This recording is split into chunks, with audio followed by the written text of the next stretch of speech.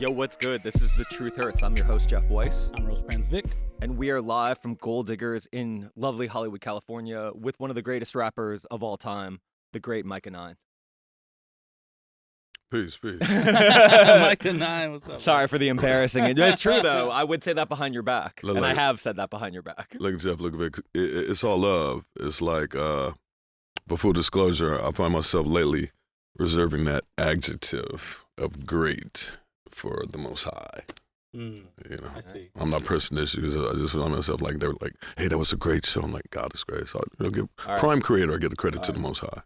It's a blessing to be We here. are sitting here with one of the most virtuosic rappers of all time, Myka 9. Man. With the goodest rapper of all time. Compared to, if you... I get you, though. Oh no, well, I always say to people, and you have a bunch of songs you could say this about, but Seventh Seal is one of those songs, and if you haven't heard it, I just honestly drop listen to this podcast and go listen to Seventh Seal right now. But that's one of those songs where you talk about the Most High. I feel like that is one of those places where a human being kind of elevates into the divine, where it does feel like you're getting transmissions from like another planet or another dimension. And I think that's like kind of the highest level of musicality that Yeah. anyone can reach. I agree. I'm in full accordance with that. I remember when I was a teenager, what was I, 19 when I wrote that, just knowing I was doing something different, not just normally stretching out, you know, and it took on a different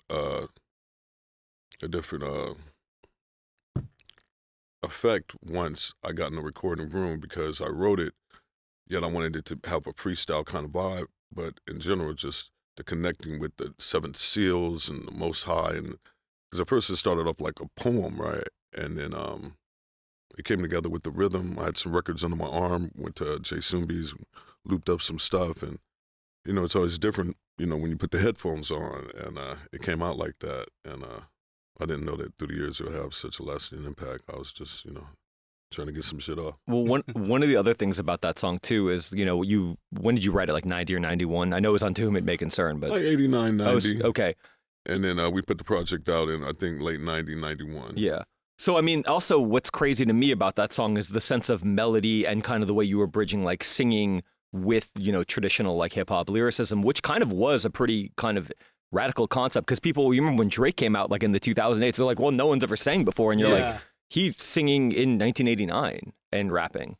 I remember being in the back seat somewhere by the Coliseum, and it's me and Jupiter, and we started humming something, and it was like a mix of like that Close Encounters, you know, and just having that sense of lost kind of melodic structure and intervals. So I was like, and he was like, you know, like that little bending, kind of leaving some tension for release.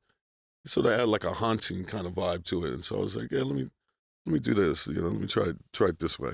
Since And it sets up the rap with that dynamic. since like West Coast music in particular was kind of still, I wouldn't say in an infancy, but it was still very like less than maybe like 10, 11, 12 years old or something. No. When you're making that music, did you find yourself a lot more free because it was like so much uncharted territory, like, oh, I can make a song like this, no one's done this before, things like that, as opposed to like now to where it feels like maybe everybody's done every type of song at least once? Yeah, I've done a lot of quirky songs. I know back then the freedom was such because I was on the tail end of a single deal I had with Arista Records at the time, and you know, all due respect to my music mentors, it wasn't a lot of creative freedom. You know, they were hit chasing. I didn't even know when did you get signed to Arista? This was like, I want to say circa 89, 90. I did wow. a release with a lady named Carmen Carter. I was still under the microphone Mike moniker. But yeah, you know, with the underground and post, like my initial like experiences under management as such, when we, like I go to New York back and forth since like the mid 80s, right? And the coffee houses were where, you know, we were able to get our rhymes to show off, right?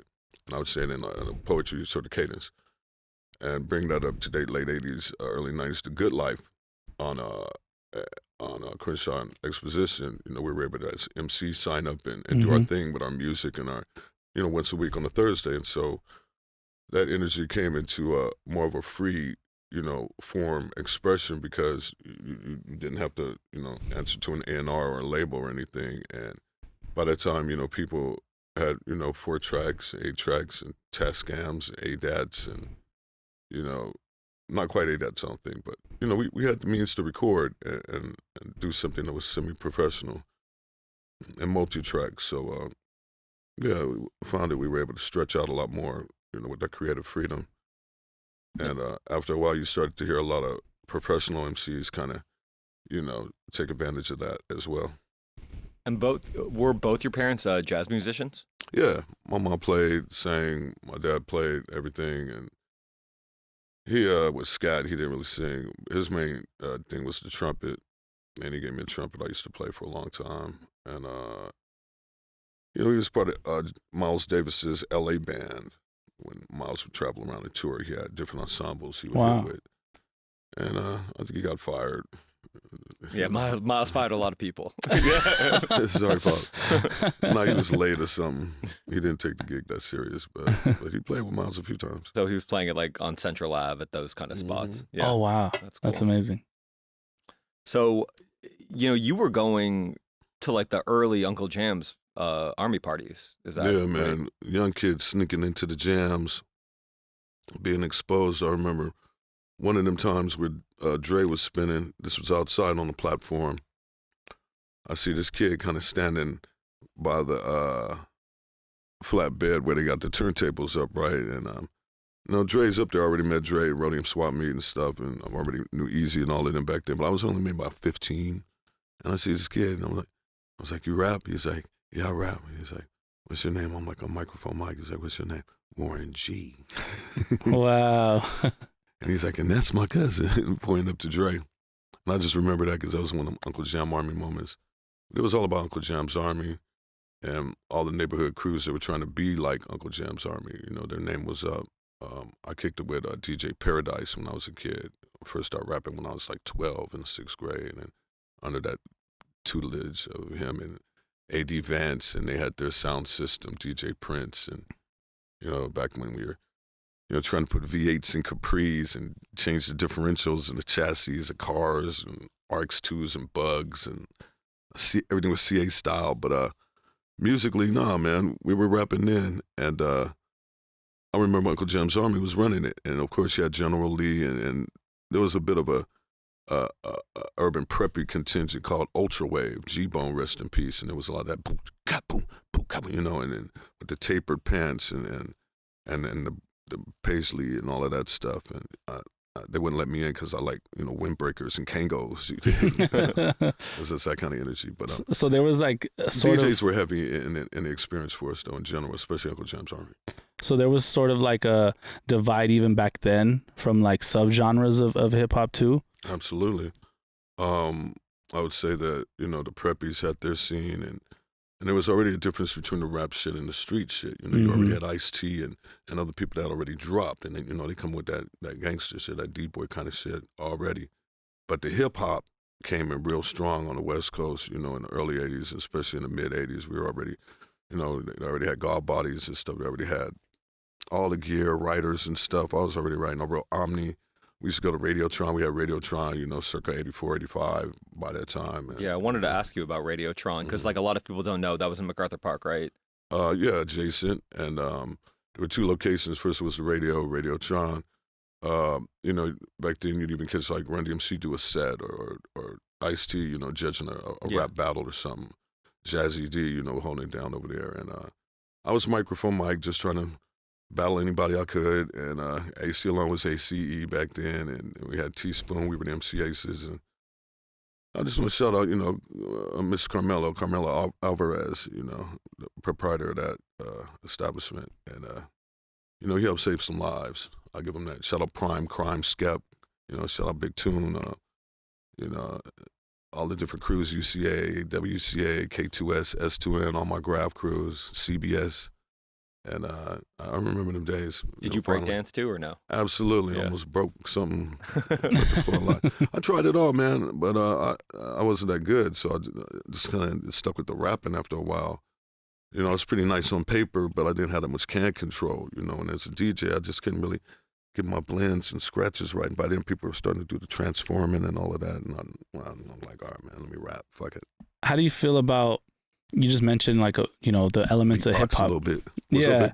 So you just mentioned like the elements of hip hop. Yeah. I feel like a lot of rappers these days don't do any of those things, like how do you feel about that? Like they're not, which of them have, sprayed graffiti, which of them have breakdance, which of them have, done any of, like, even tried a DJ. They can't even rap their lyrics on stage half the time. Like, you've been to like, Rolling Loud? Like, they can't rap the song because it's all punch-ins. Yeah, I would be curious to know it makes your you wonder viewpoint. because, as an artist and treating it like a craft, you find you might be adept and appreciative of other mediums, you dig? Mhm. So, and I don't know how rare it is in your experience, but like I saw Stro One Monstro, he's a beast with the production, video production. I mean, graph and rapping, you dig? Or you get Anderson .Paak, somebody more of a singer rapper, but playing drums and rapping at the same time. Yeah. And, I feel like he could definitely spray paint. And the homie Journey down to San Diego, he gets live like that. I've seen cats playing and breaking out chords, Phrygian, Lydian scales, and different time signatures, and rapping about that. Yeah, I always and thought a whole theoretical lesson. Edon was dope because he could do all that. Man, Edon, man, come on, Miss Love and them, when they're turning around, they're doing that turnaround thing they do, and they're spinning and flowing. You got Pep Love, cats like that. Dose One that just stand there and trigger their material. I remember Bus Driver used to, trigger his stuff on the fly and rap. I know how to beat and rhyme. That was one of our first skills. You had to learn how to beat and rhyme, keep the same beat in the rhyme, keep the same subject matter, keep the same pattern. And those were the drills that me, Eazy-E, and some of the early Freestyle Fellowship members used to do to just stay in sync. Well, what's crazy is, I know you've talked about this before, but they were freestyling when the word freestyle wasn't even really in existence, right? It was skywriting before it was freestyle. People were using that word, right? I heard people use the term sky rap. I've heard people say, come off the top. I've heard people say, refer to a freestyle as just rhyming on the spot, as opposed to, back then it was skewed as the definitive, rapping a cappella, is a free verse, not about a subject matter. And, coming from the skater background, all that wild shit, I was just like, in competition, so I was just like jiving with freestyling, more improvisational, with the jazz background, kind of get down, right? So that's how I always call it, freestyle, freestyle. And we made the group Freestyle Fellowship, they already had posses and crew and all these different type of groups, tribes.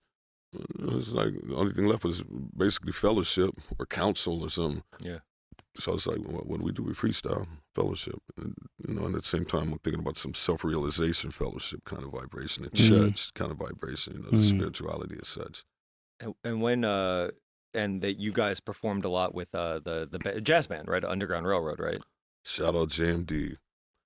Shout out Joseph Lineberg. Shout out Kamasi Washington. Shout out Terrence Martin. Shout out Robert Glasser. Shout out all the cats in Lamar Park, Dwight Tribbo, and all the poets come out, Daoud, Ojinki, Father D. Lord, absolutely, man.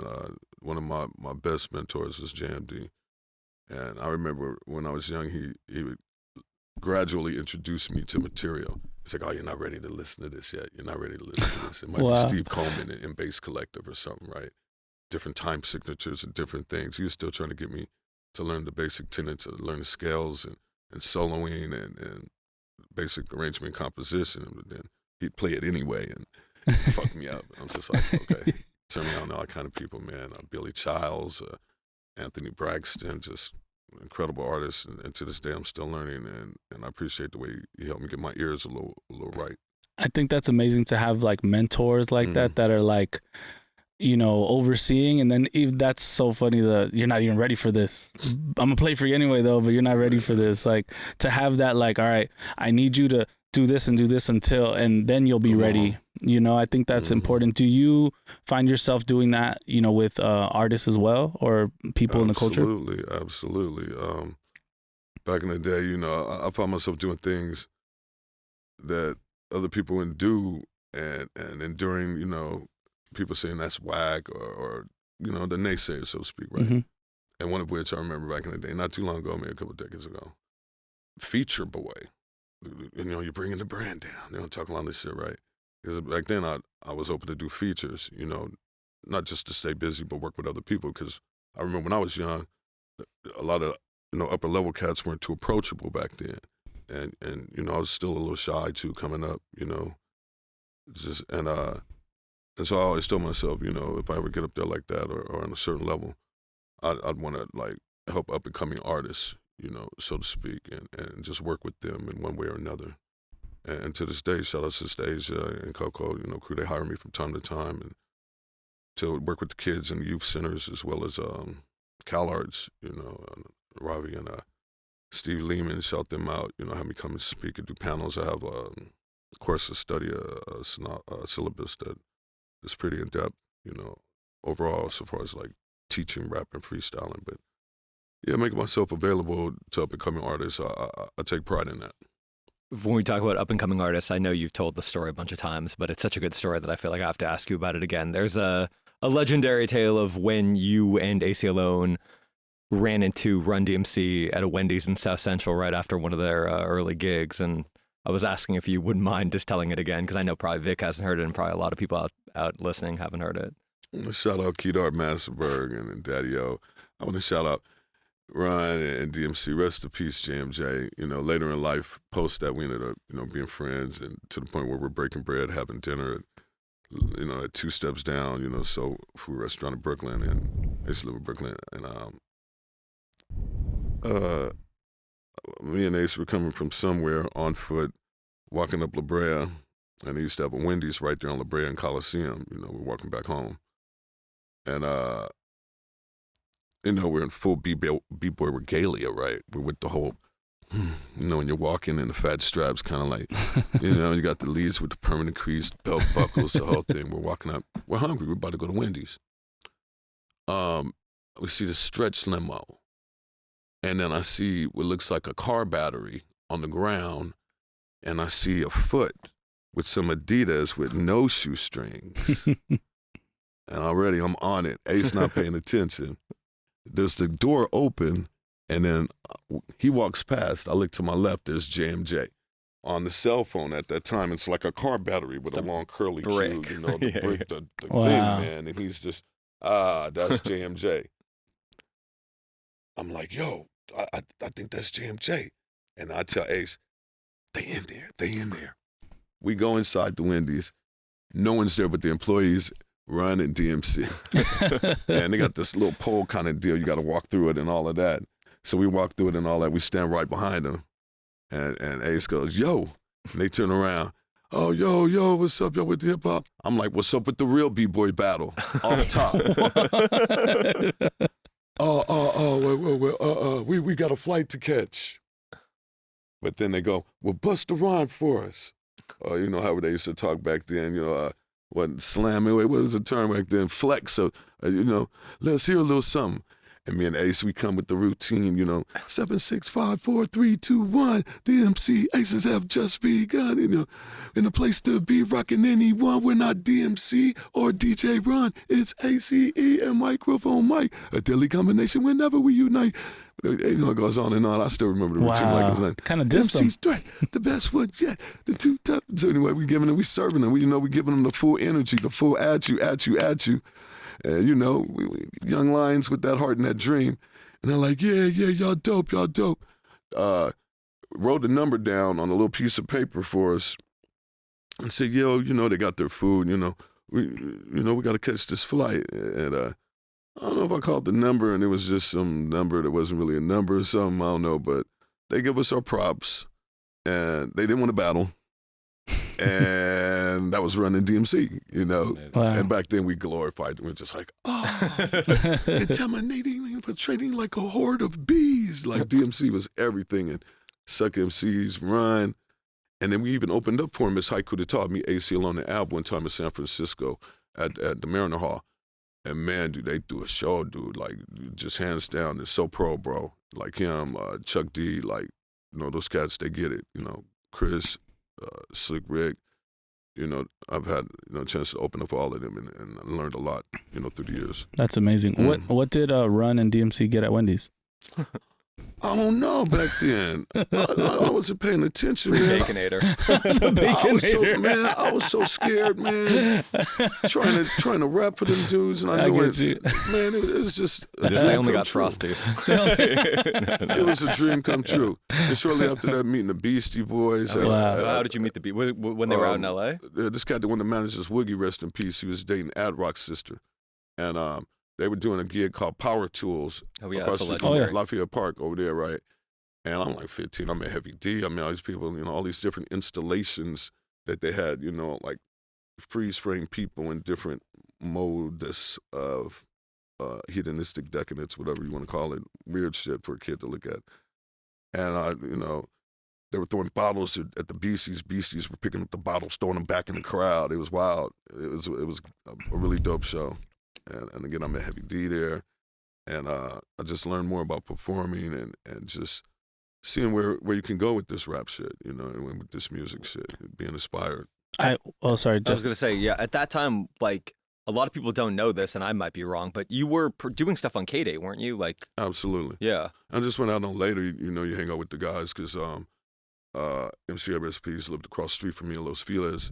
And then Abstract Rude was signed to their label Grand Royal at the time. And, just to catch up on those different years and times. And like back when JMJ was alive, we would laugh about that time at Wendy's.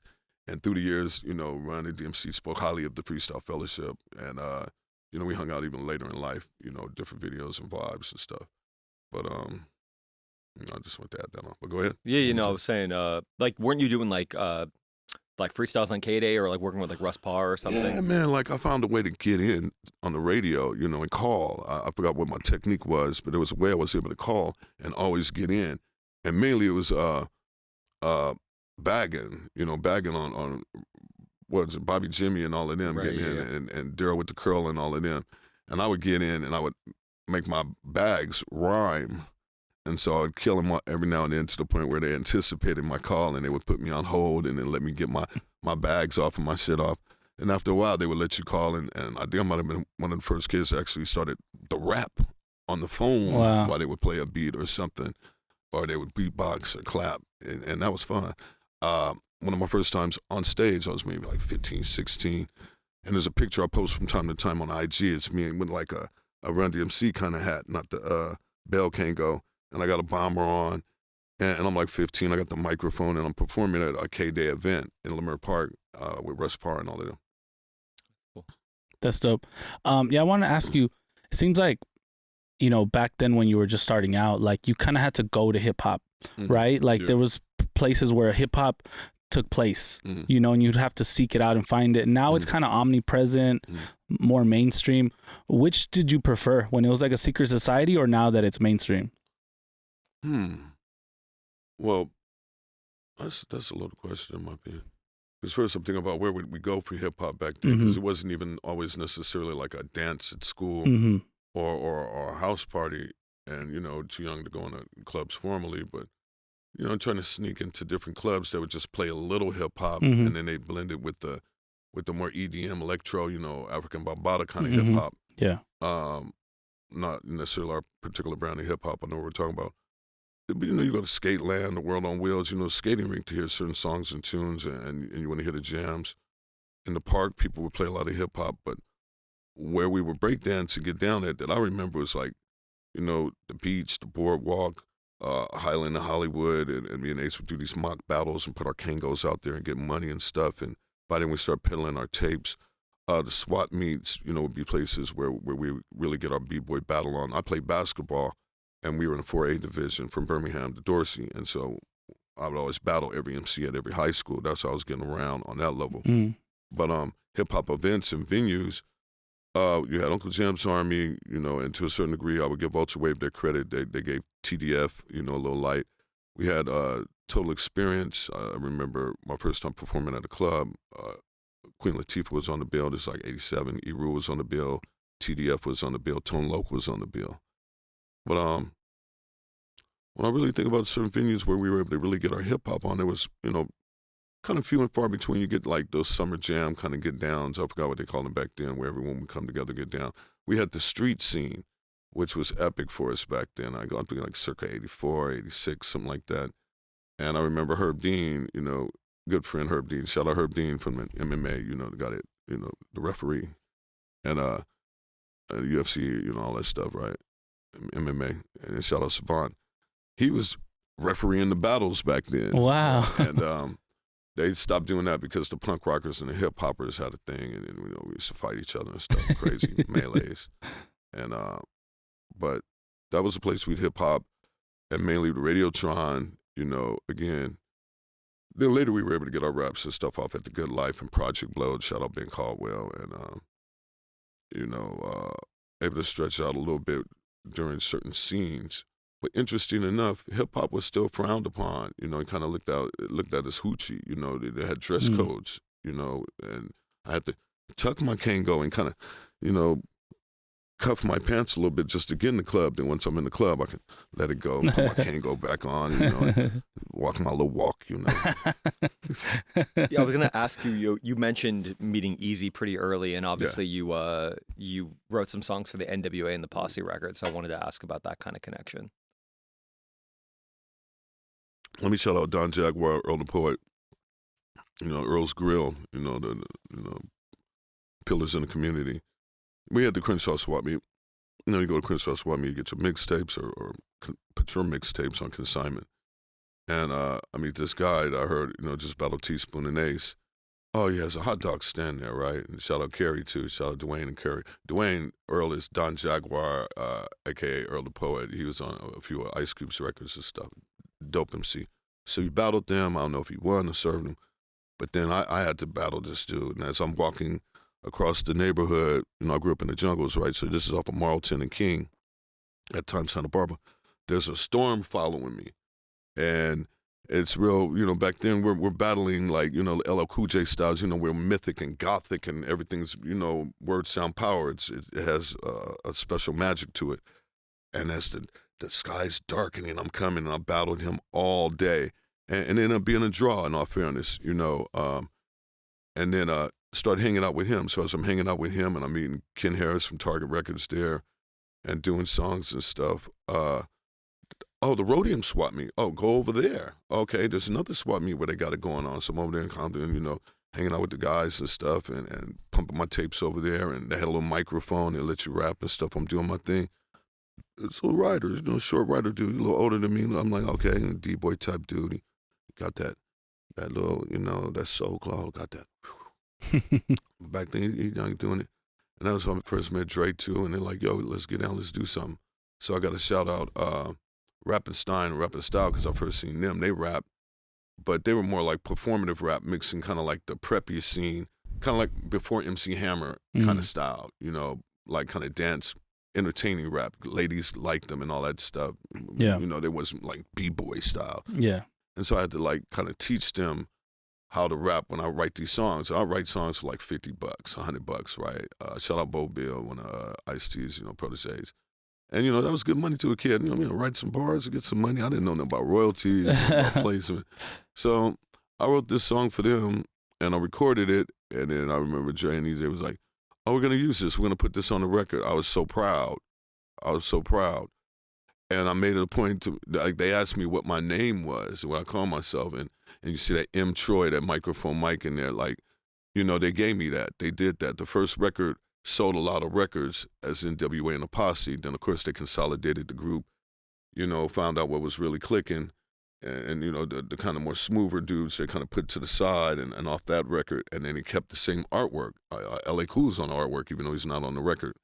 Shout out L.A. Cool, shout out all my Project Blow, Massive, Mr. C.R., AC Alonso, Jupiter, Tula Zayza, DJ Kilu, Move Right Along. Interesting enough to know that I was on that first record, it just blows my face. So far as writing, you know, like one of the first ghostwriters, if you will. Mm-hmm. And I wrote some other songs for that group, and you know, being friends with Eazy was cool and easy because he would go to the hot dog stand when he would be on the west side over here at Crenshaw Swap Meet. We're playing dominoes, but you play backwards like Jamaican style, you know, keep the score kind of like. And I remember always looking at his hand biting because people were rumors that he had this kind of weirdo like pentagram tattoo or something. I think it was like a buffalo nickel or something.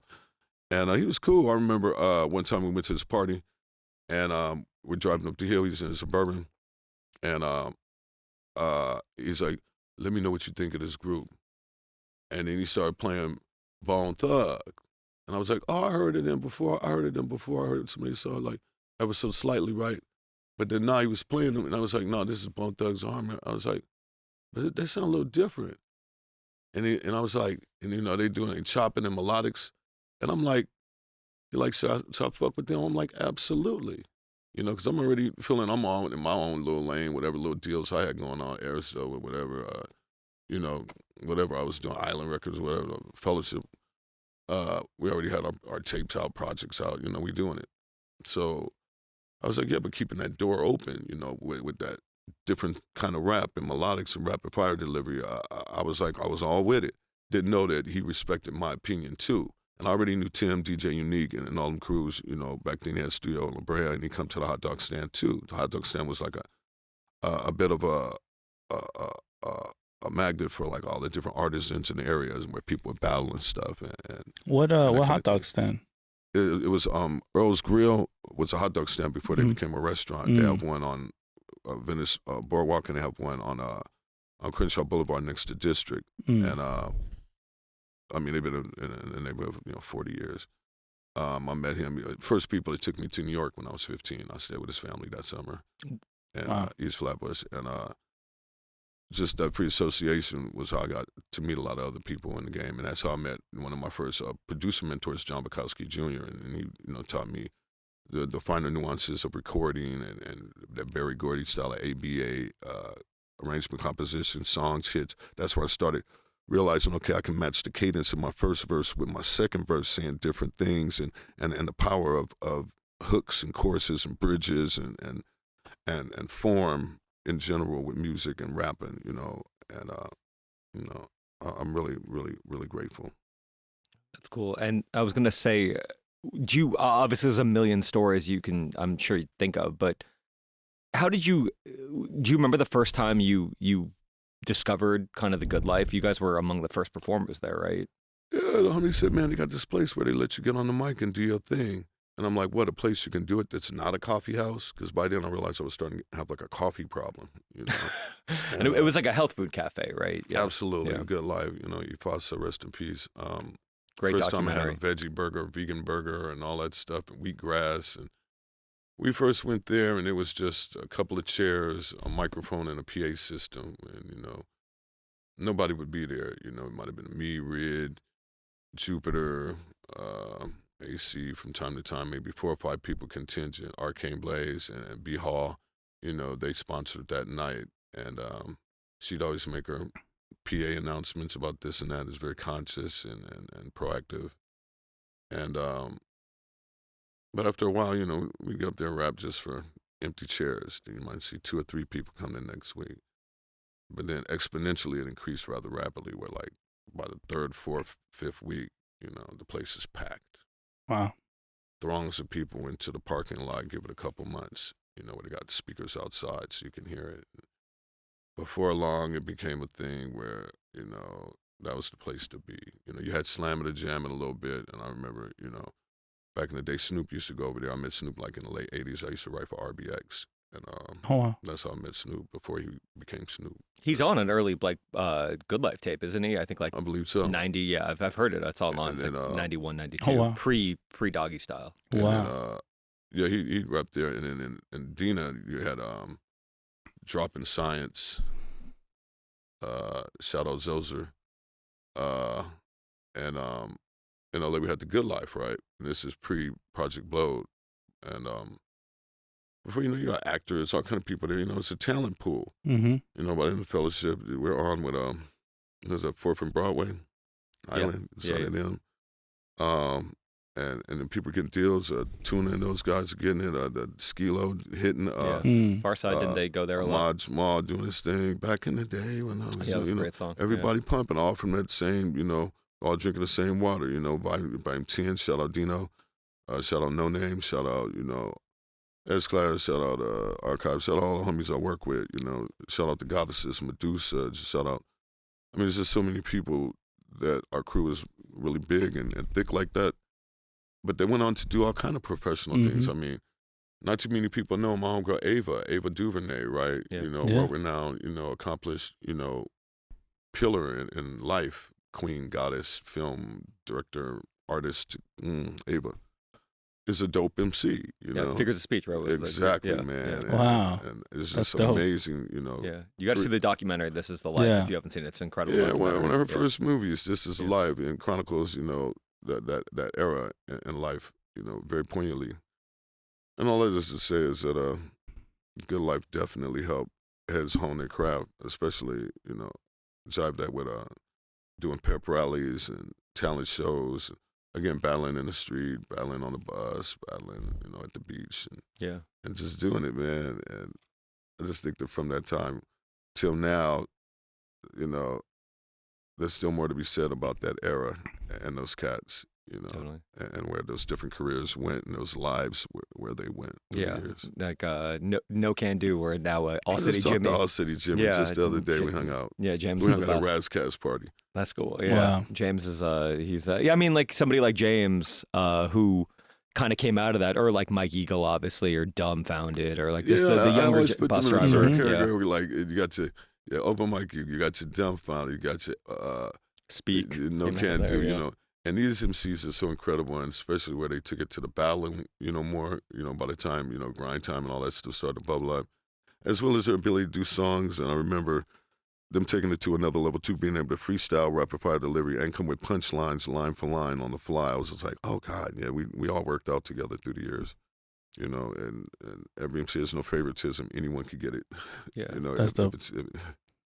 Yeah, man. Yeah, they have a Project Blowed reunion every year, and it's Oh, like literally just the greatest rappers. Yeah, we have that our you could ever 31 coming imagine. up. Yeah. Wow. The 31st one coming up, Yeah. and I'm blown away with that. Any reality. Huh? any battling still take place? Oh, on the fly and at any time. I love that. Because you have different departments. You got the Project Blowed MCs, you know, Mhm. and then when you have Project Blowed that's administrated, they have the hardcore street hop division, you know, and I mean, we were just at Blowed not too long ago, and it seems like the cipher kind of turns into a kind of pseudo battle where, Mhm. you know, you start getting that feeling, and you know, that brings out a different kind of animal in certain scenarios. So then, obviously, like, you know, I know this is hopefully it's not too much ancient history, but you No, it's all know, up. Fellowship gets a deal on 4th and Broadway, which is sort of an iconic New York label, Yeah. like that.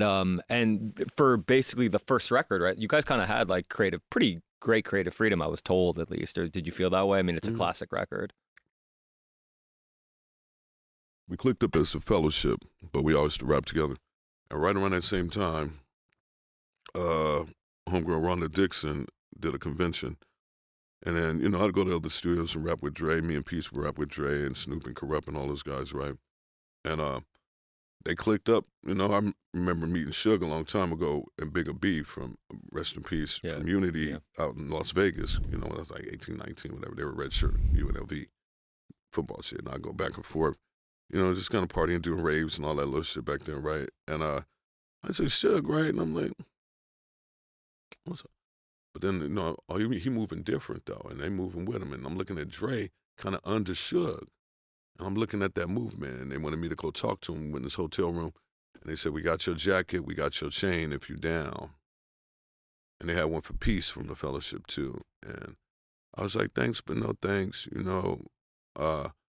And Dre was right there. He was like, man, just let me, you know, let us, you know, I guess what he was trying to say is that album, To Whom It May Concern, our first album, he just wanted to run it through the SSL and everything, just post-produce it. And, you know, we dumb back then. We just like, you know, but I mean, I wouldn't say it. We just had our own spirit, and we're like, you know, we just clicked up as a fellowship. And back then, you know, that unity is strong. We're like, no, we cool. We got this, but, you know, we're going to support each other anyway and do things. And I don't know if it was something about the Death Row moniker or something that maybe then we was on some conscious kind of Freestyle Fellowship. It didn't really jive like that. But the offer was there and it's strong. And through the years, you know, me and Dre stayed a good rapport. You know, even if I was moonlighting as an art dog, you know, on one of his videos, he's like, what the fuck you doing behind the camera? You know, I mean, you should be in front of the camera. Or when RBX would take me to get a audition, and this is before I went to jail, it was go time. They kept saying Calabasas, Calabasas. And I was like, what's that mean? I was like, oh, you get to go to the home studio. But I went to jail, and, you know, Eminem, you know, he found, you know, somebody else that was dope and kept it moving. And I haven't talked to him in quite a while, but I'm pretty sure we're still in good rapport. I talk to RBX every now and then. That's cool. And you knew I saw Snoop the other day at the compound. We had like 2 or 3 conversations. That was cool. And he remembers like yesterday our rapport. And That's like, dope. yeah, Pop's in the building. It just gives me that love. I appreciate that. Yeah, Snoop is like, when I interviewed him, he was like, wait, I mean, obviously you should have known because obviously he's an all-time great rapper. But at the same time, but he was such like a like he loved like the culture and the element of it. He was like, it meant something more to him than just. No doubt, he's passionate about it. When Snoop was young, I told RBX, don't buy this Beamer, right? You signed what, Bulletproof Records or something at the time. Incredible record. I'm like, you got some weed, you dig? And he's like, no, my cousin got some weed, around the corner. I was like, let's drive around the corner because I had to pick him up to go to the studio because his Beamer wasn't working. And, I'm getting my little coin, writing and doing songs with him or whatever. I never met his cousin before. And he was like, no, we just walk around the corner. So we're in Long Beach, walk around the corner, do. Sure enough, he just opens the door, and there's Snoop right there ironing some khakis. and he talking about some song he heard me and RBX do, and I got some rhymes too, I got some rhymes too, And we're just like, because we're all on our high rap art, mental, and he's just starting out, a little, younger than us and stuff. I'm trying to remember, did he have a chick over there ironing some money too or something? I don't know, but like, you got it going on in your mama house. But he's ironing khaki, classic Snoop with the things in his hair. Nothing but a G-Thing video. And we've been tight ever since. Yeah. He bust some raps, and then he used to call us on 3-way, bust his raps, and I was staying with RBX producer Create in Hollywood, and then Snoop would come through sometime, crash on the couch, write some rhymes. He said, as we are owning our craft and shit. And he was with that G-rap, though, but you saw that dream in his eye. You saw that ambition early on. And to this day, whenever I see artists that have that ambition and that drive in their eyes, truth be told, that's when, they're going places. In most cases, they do. I remember when I first met K-Dot, Kendrick Lamar. Somebody wants to meet you, Mike. Somebody wants to meet you. Because he's dope as fuck already. I just see him, finish rapping. And then now, my homie that works with his merch, they're like, oh, no, they do like 1 million a night. Average 55,000 people a night. I think they just broke some record in Mexico and in Brazil right now. So, again, careers eclipse themselves. But seeing that dream, that gleam in their eye, and then just watching them take it, and level up, I love seeing people win, for real. You can definitely hear, I mean, I like, whether it's acknowledged or not, like I definitely hear you, I definitely hear AC in some of like Kendrick's stuff. I mean, To Pimp a Butterfly is kind of the kind of Freestyle Fellowship blueprint in a lot of ways. You got a bit of that, he's of the Lamert Park ends, like all of us, and, working with Terrence Martin and Joseph Lineberg, producers we worked with for years. Mm-hmm. Some of the producers are probably like, yeah, keep that cadence going a little bit, not taking nothing away from Kendrick. No, of course. Yeah. But at the same time, he had the knowledge, wisdom, and understanding to work with real producers that could produce him. Yeah. And having an idea dynamics. Like Mustard came from my neighborhood, right? The building he grew up in is Mustard, like King Block right there, right? Off of Coliseum. And just different sounds, keeping it moving and different. But that first record, Pimp a Butterfly, is absolutely incredible. And you knew Tupac pretty early, right? Absolutely, Yeah. Tupac. Shout out Adrian Miller, because when I first met Tupac, he was wearing one of them A hats, and Adrian Miller that was one of his companies back in the day. Met him in the Bay first and down south, and you would catch Tupac and Coolio. Those were the guys that no matter if they're with the big people, the bosses, the executives, they see me and they want to rap, they want to cipher. I love that. They want to get down with it, and Biggie was with that business too, rest in peace. And Pac, after a while, you catch each other chilling, rhyming like it's always on, no matter what. He see me, I see him. He start rhyming first, bombing. And I miss Shock G, man. Love that guy too, man. Incredible people, man. And obviously, Mac Dre, and just it's a trip when I think about Pac personally. Just the fact that he was gung ho, and my fondest memory of Pac and Biggie was in a New Music Seminar in New York. And this cat, Kevin Fitzgerald, at the end of his movie, Freestyle the Art of Rhyme, at the very end of the credits, it shows a booth with Tupac and Biggie freestyling together, right?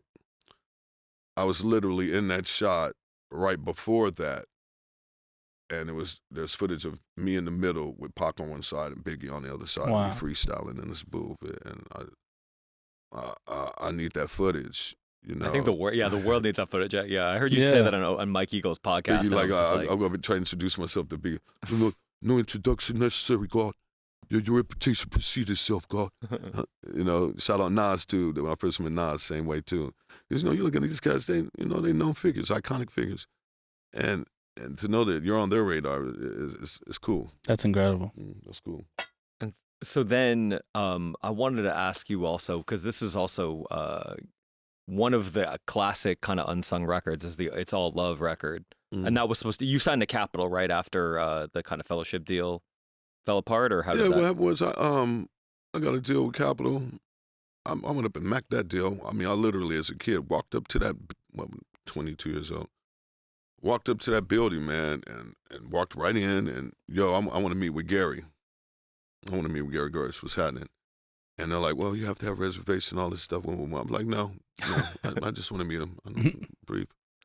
And they let me go. They let me go upstairs. I already had it in my mind what my spiel was, which was I got my finger on the pulse of the trends and culture, and talking about how when my record would come out, because, sometimes it takes a minute to set up a record, and talk to them into giving me, like, I don't know, like a bunch of money. And the thing is, I got my own studio, and I learned how to do all that stuff, but I forgot to ground my mixer. So I'm coming with all these good ideas, but there's this air in my shit, pre-pro. And so they kind of dunked me. I did like 21 songs. And I'm rapping and singing and doing all this stuff that all these people getting paid for now, Drake and all them cats, right? But I guess back then, those records couldn't really blend with what was playing. They want you to make some stuff that the DJ will play right after. And at the time, they're playing, the stuff that they're playing. In the mix show. This is like 95, right? Yeah, circa 93, 94, something like that, circa 94. It's an incredibly ahead of its time record. Like, I got reggae artists on it, man. I got all the homies I was with on the East Coast on it, homies from the West Coast on it. And I remember when I came back to L.A., Ganja K, rest in peace, all them guys, they were like talking about, I got dropped. They're talking about I didn't deliver the record. And I came and because AC had his record, I put my record on. They were like, oh, he did have a record. It was just that Kedar at the time, I think, was more career-oriented and utilizing artists at that time to not only advance his career, but he was more effective with, like, the likes of Erykah Badu, N.W.A, and more of the R&B. That lane. Get down in, and the A&R at the time, shout out Kim Bui. Both my staunch supporters, I remember Kedar was repping Rakim, and we were, working on some joints. But Raw, peace to the God. Back then, writing a little slow, it took a minute. But I delivered the project, man, in a variety of different songs. And however, they weren't ready for it. They didn't knock it, and I didn't admit, I didn't ground my mixer on some of the ideas, but they just weren't fucking with it. And then some of them songs later, Daddy Kev, shout out Daddy Kev and Alpha Pup, ended up getting some songs when they invented the internet and finding stuff in the cattle call, a generation, 10th, 11th generation of some of those songs are somehow leaked out in the world. And he put together a timetable. But the project It's All Love came about through Eric Gottland. He managed Third Eye Blind. And they did our first Haiku d'etat record, right? And, we did it right, and with the Pro Tools and all of that stuff. Then I went to jail, and then the homie, I guess, trying to get some money for me, just leaked it or whatever. But I didn't get stretched. I came out, maybe 6 months later. And the record was out. It was cool, but it was like generational tapes. It wasn't mixed and mastered, right? But we had some strong jams on that, mixing the underground, hip-hop with the funk. And Joseph Lineberg produced most of that record. Cool. Being super early, I kind of always think about when you're the first to climb a mountain, there's nobody up there to clap for you. So it's like, if you being so early and ahead of your time, it kind of is like, well, who's here to like congratulate me for it? Nobody, because they're not there yet. Like that, man. Yeah, turn that poison into medicine. I remember going to the world stage first time trying to rap, and you got the musicians that sit on this bench and take their turn soloing, on the rhythm section. And I guess they thought I was going to sing or scat. And I started rapping, and they slowly stopped playing. And they just stopped playing. And I remember this old cat in the crowd was like, let that man finish his solo. He stood up, too, with all that vitriol. Let that man finish his solo. He's rapping, he's scatting, he's transcribing, he's expressing himself. And then they start playing again, and I started getting it in, and before you know it, everybody cheering. I remember one time, my first tour, I was like maybe 19, 20, this is when with the Arista thing. Did like 40 cities. Did the Penn Relays back east. And I'm opening up for LL, BDP, EPMD, and I'm the first one to go. And my style is different. I got the dreadlocks, I got the big hat, I got the cut off khakis and the stars, I got the long trench coat, just kind of like, Divine Styler and, shout out Divine Styler and Odeo Cockney, all of them, right? Kalani, rest in peace. And I get out there and they just start booing me. Wow. This is just about 4,000 black people, in the back east. Not like a lot of light brights, white folks, Mexican, Asian, just the black. It's the track meet Penn Relays. And it just, boo, clowning me. But I'm just standing there taking, because I've been here before. And all I know is that I told the DJ behind me to drop the beat when I drop my hand. So I just hold my hand up and I'm just, boom, I dropped my hand, the beat came right on time before I knew it. The whole crowd's going like, I say, ah. They're just with it, like, little prehistoric days, like circa 90, whatever. And just going around getting that experience. Because, at Dorsey, when I first started rap at Dorsey and the pep rally, I was getting booed. And I had to turn that poison into medicine, and just like, you got to stick with it. You got to, do your stuff. And around this time, you were, you were writing for Whitney Houston? It was, I think I heard. Yeah, and then Carmen Carter ended up getting the song, but I think it was Nardo and John Bukowski Jr. You were writing those tunes. They didn't want me to meet Clive Davis. I wonder why, but what turned out to be my single deal, they kind of parlayed into her deal, and we did a couple of versions of the song. I did like a soft rap on it, one of the first R&B rap songs, I guess after Chaka Chaka Khan and all that stuff. Shout out Mel Mel and Shaka, I love you, Shaka. Nothing like a Shaka Khan hug, bro. You have no idea. You keep doing your music, baby. The song got placement, and we had the kind of drums like that, like to be on the phone with them and know that they're about to make somebody a star. Was that Lisa Evangelista? Lisa Stansfield. Been around the world and now, record, they killed us with that record. That was the power of a radio record, the power of Arista Records at that time, the power of Payola, however it is they were doing it. They could really make that happen. And I was hoping that they would do the same for me, but instead they parlayed over to Carmen. But she, she was a little shy, she went on the tour with me, but it helped to show she didn't even want to come out, so I'm rocking it, doing my B-boy shit, getting it on and just having a blast. And we did another version of the record too. Rob One, rest in peace. He kept that record. Same time I did a remix for the Wailers. It was crazy, a song called A Friend, and that came out on Island, I think, or Mango Records or something, whatever that label was back then. That's crazy. That's cool. So in terms of like modern kind of artists, like who would you put kind of at the level of like that would have been able to like hang at like the Bloat or Good Life? Oh man, there's so many artists now because I don't say by default, skill increases. You have so many virtuosos now. I think maybe it did. But now we might be sliding back. But I mean, young and up and comers. I mean, I don't know people that could really eat at the life. I mean, obviously, Dose One would have been able to, do his thing if he was in LA crushing it. Or let's say, Jordan Lucas, all those cats in that lane, male and female. Like, I mean, Doja Cat, she used to hang out at Verb's Bananas, which is at the Project Blow location, and I used to tell people, perfunctorily speaking, she's rapping circles around the average MC. I like listening to Big X the Plug. Oh, wow. I'm on that wave with him. That's dope. But you kind of caught me on the spot with that question because there's so many up-and-coming MCs you see online, like Henny Savant. I love him. I mean, I love cats for different reasons. I love Coast Contra, Razzcast, and them sons. Coast Contra is dope. Their energy is growth.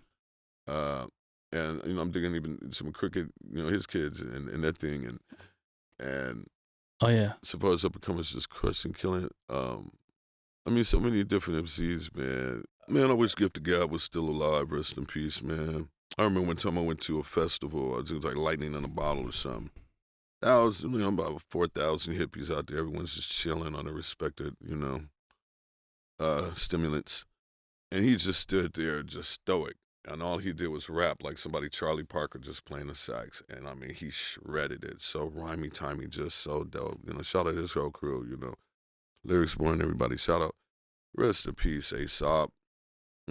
Shout out Living Legends crew. Shout out Soul. Shout out all the crew.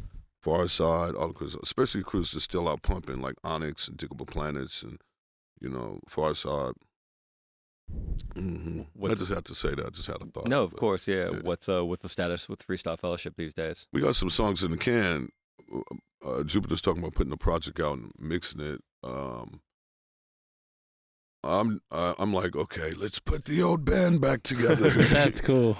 Man, I think that there will be, in the not too distant future, an interest in seeing Fellowship get down and do our thing. But we got some solid songs in the can, some solid production. You know, shout out Kenny Siegel, shout out Joseph Lineberg again, and a lot of different producers we've worked with. AC Lone, he produces as well. And I think it'll come together in divine timing with the perfect alignment, you know, where Jupiter, AC Lone, and DJ Kilo and Mike and Nine will be able to, you know, express ourselves once again, you know, in fashion. I think the working title is Instant Gratification for the next project. Oh.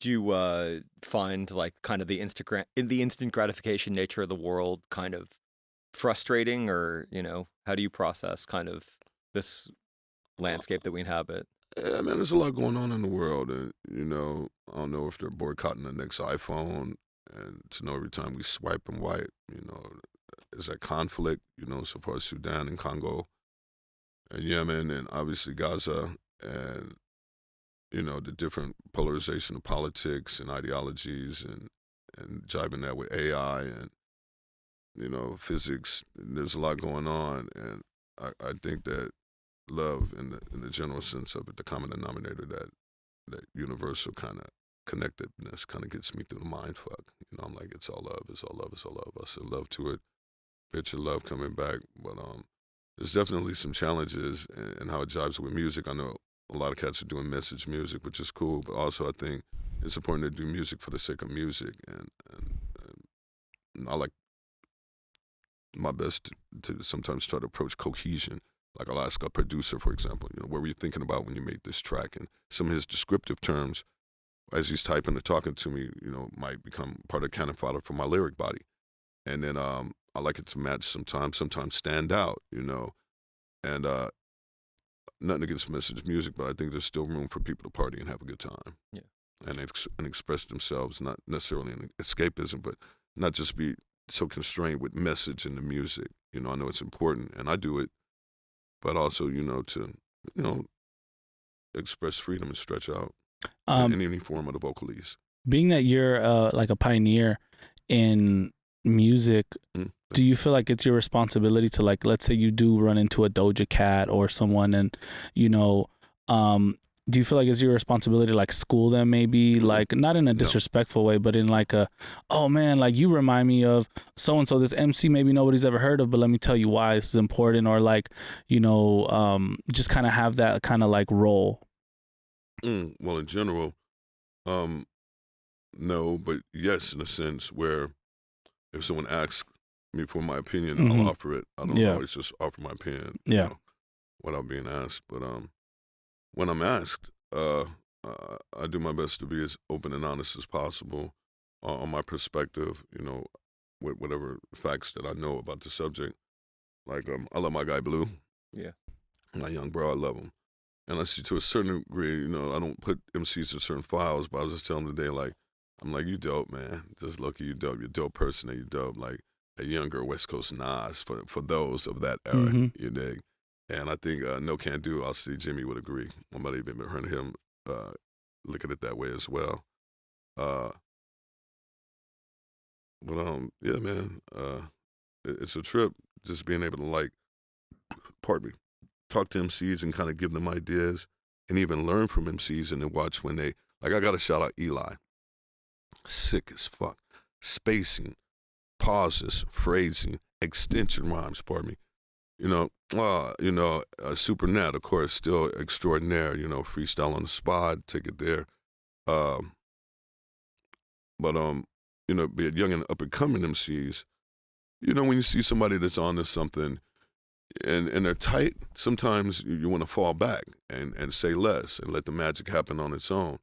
But then when they might ask your opinion, you'd be like, okay, well, you didn't have to necessarily use that word twice if you didn't mean to as a synonym or something like that. Or I think you could have said this a little better, Shout out Boki, too. Boki used to do, help me with that, too. I know what you're trying to say, Myka, but there's a way grammatically you could say it a little better and still keep your funk in it.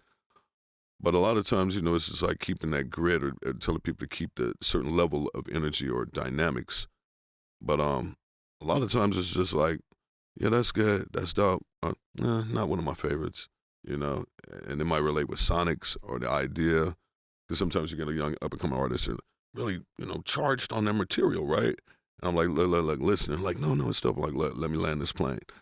It's a dope concept, but the beat doesn't match the concept. The beat's too happy for your concept, or, It might have worked for Naughty by Nature or something, shout out, It's out the homies, but Trigger Tretch in there, but how they can rap hard on a happy beat. Yeah.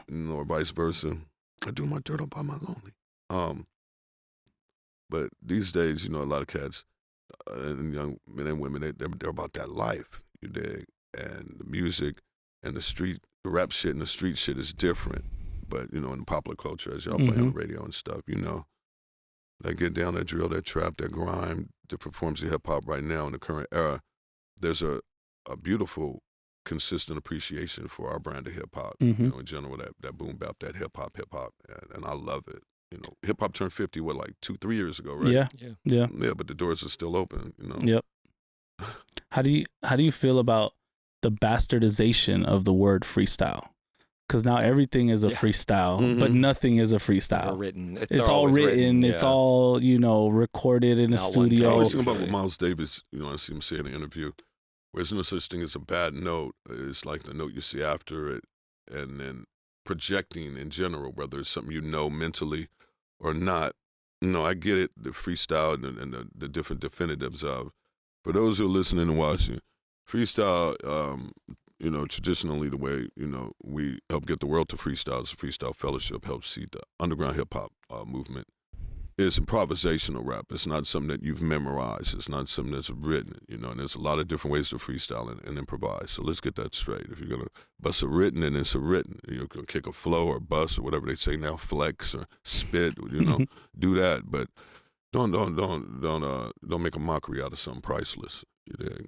I like that. We create a new pastime. Kids don't even need a basketball or a court or a toy to get that therapeutic release, Real talk. Yeah. So don't fuck with my shit. Well said. Yeah. Cool. Well, thank you so much for coming through. Thanks for having me, man. Check out the new album with Blue. Please check out the new album. Yeah. God Takes Care of Babies and Fools.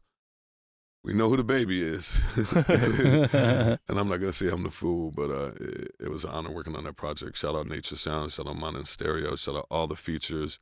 Medusa, AC has a small part on it. LA Cool, shout out Afro's on the record, shout out Planet Asia's on the record, shout out Self Jupiter's on the record. And it's a wonderful record, man. And I like it because every beat isn't so boom bappy, and we kind of move the form a little bit. We do a new version of Park Bench, my song Park Bench People. We revisit that. I hope everybody gets it and enjoys it.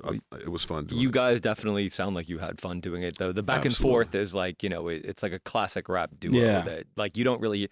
Sometimes I think you get duos now when it's one person goes in the studio and one person mails in the files, but I don't know if you guys recorded it together, but it sounded like we recorded it together. Yeah, amazing. Blue has a vision, and shout out Mike too in the studio. It's just his vision is. I can see why he's hot, man, because like he still keeps us in mind, and the older generation doesn't relegate us to the old guard, so to speak. Like, we're all active as musicians and MCs, and I'm looking forward to going on the road and many more shows and projects and opportunities to come. Like, it's like one good thing leads to another, and I don't know if Daddy Kev said, somebody said, like, my career never like blew up or fell off or plateaued. It's just like kind of just going on a steady little ramp. If it was a graph, like a steady incline, and I hope to be like Buena Vista Social Club.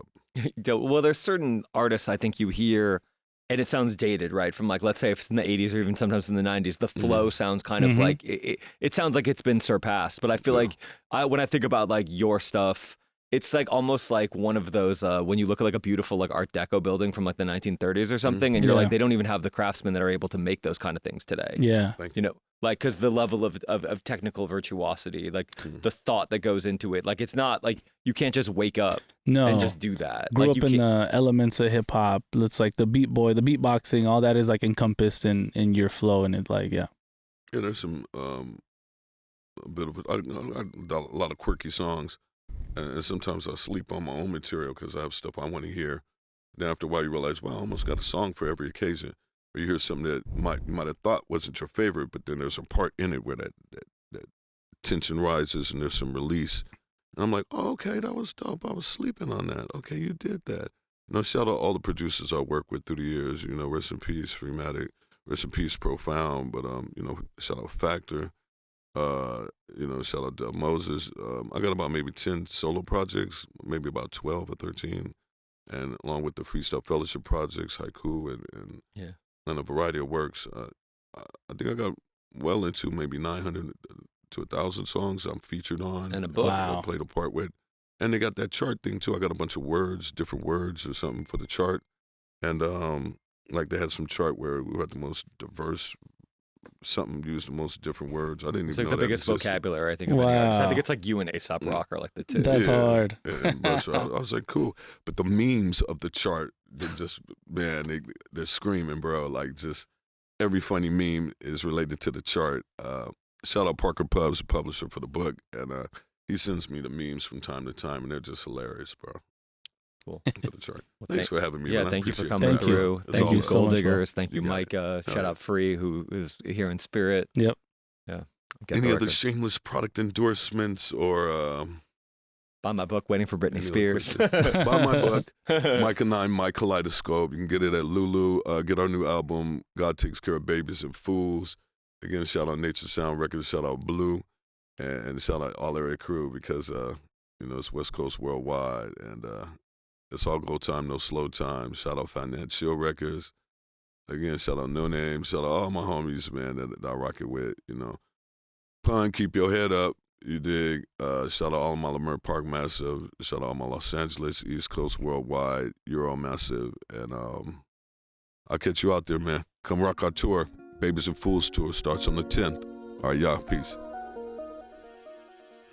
Ask the tough questions. Was that like an hour? Was that 45 minutes? Oh, nice.